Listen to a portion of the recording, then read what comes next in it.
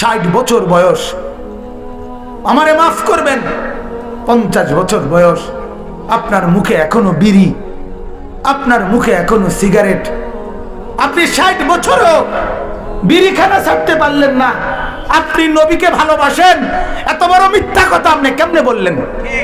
ওই মিয়া মিথ্যুক, মিথ্যুক তুই বললি কেমনে বেটা বুড়া? তুমি কিভাবে নবীকে ভালোবাসো? নবীর সাথে তোমার কিসের সম্পর্ক বেটা? 60 বছর বয়সে এখনো চায়ের দোকানে টেলিভিশনে নর্তকীর নাচ না দেখলে তোমার ঘুম হয় না, তোমার দিন পার হয় না। তুমি নবীকে চিনো কিভাবে? তোমার সাথে তো আল্লাহ রসুলের কোনো সম্পর্ক নাই।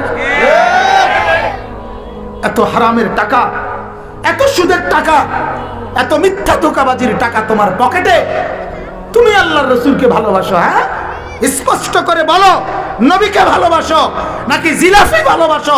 এটা পরিষ্কার করে বলো, পরিষ্কার করে, পরিষ্কার করে বলো।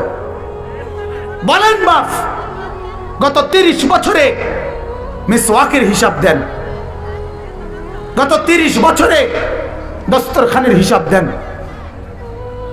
গত 30 বছরে তাহাজ্জুদের হিসাব দেন, গত 30 বছরে শত শতবার দুরূদ শরীফ পড়ার হিসাব দেন, হিসাব দেন। রাসূলুল্লাহ সাল্লাল্লাহু আলাইহি ওয়াসাল্লামের প্রতি আন্তরিকতা কোথায় আমাদের? কোথায়? এই মহব্বত কাকে বলে? কিতাবের মধ্যে কথা স্পষ্ট আছে, 3 জিনিস যার মধ্যে আছে সে আল্লাহর নবীর সাথে সম্পর্ক রাখে। কয় জিনিস বলেন বাপ? 1 নাম্বার, জবানে বেশি বেশি দুরূদ পড়ে। বলেন কি কি করে? 2 নাম্বার, কলিজায় মহব্বত করে। কি বলে? 3 নাম্বার, অঙ্গ প্রত্যঙ্গে সুন্নতের অনুসরণ করে। জবানে দুরূদ, কলিজায় মহব্বত, আর এই দেহে সুন্নতের পাবন্দি। এই 3 জিনিস যার একত্রে আছে সে আল্লাহর রাসূলের সাথে সম্পর্ক রাখে, সে নবীকে ভালোবাসে, সে নবীজির সাথে সম্পর্ক রাখে। গাছ জোরে জাতাজাতি করিয়া হইতো না, গাছ জোরে না।